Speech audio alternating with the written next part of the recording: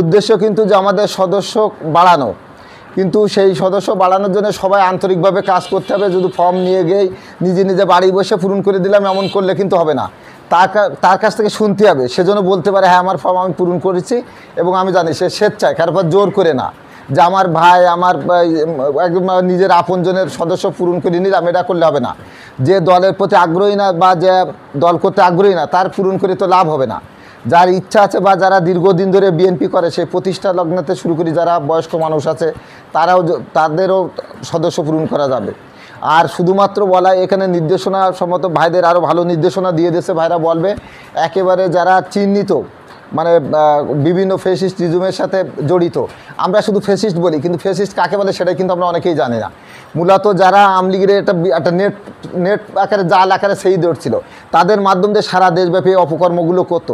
এরকম যারা চিহ্নিত বিভিন্ন খারাপ কাজের সাথে জড়িত এরকম লোক কিন্তু তাদের আমাদের কখনো কোনো অবস্থাতে নেওয়া যাবে না। এই জন্যে যে ওয়ার্ডের ফর্ম দেবে ওই ওয়ার্ডের সেই যারা ফর্ম নেবে তাদের সিগনেচার দিতে বলা হয়েছে।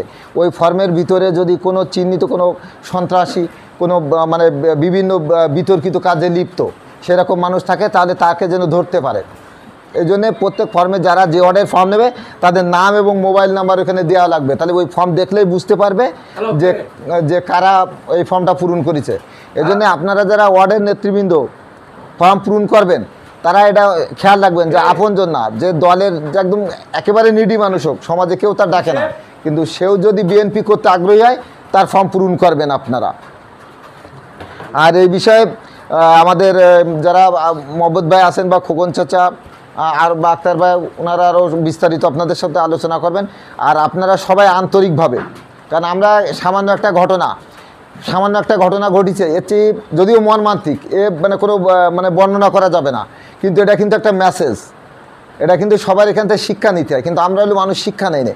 আমরা গত 2 দিন ঢাকায় ছিলাম, ঢাকার অবস্থা আমরা কিন্তু সবাই জানি যে আবারও যে এরকম একটা ঘটনা ঘটতেছে কিনা সবাই শঙ্কিত ছিল। কিন্তু যে আপনারা জানেন তাৎক্ষণিকভাবে যে এবং আমাদের শহীদ প্রেসিডেন্ট জিয়াউর রহমান যার নিয়ে কেউ কথা বলতে পারে না, আমাদের বর্তমান যিনি আমাদের বিএনপির যিনি রাজনৈতিক অভিভাবক জনাব তারেক রহমান সম্পর্কে আমরা দেখছি কীভাবে অশ্লীলভাবে তারা স্লোগান দিছে। এটা তো একটা পরিকল্পিত একটা বিশেষ একটা দলের লোকজন।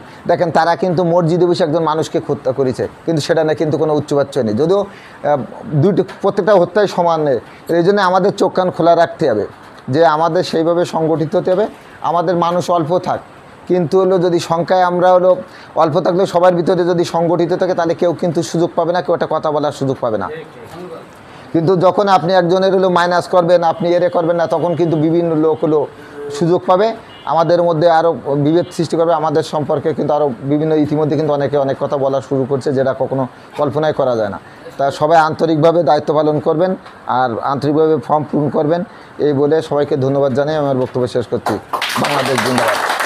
ধন্যবাদ আপনার নাতাকে, যেহেতু মাগরিব নামাজ আগত।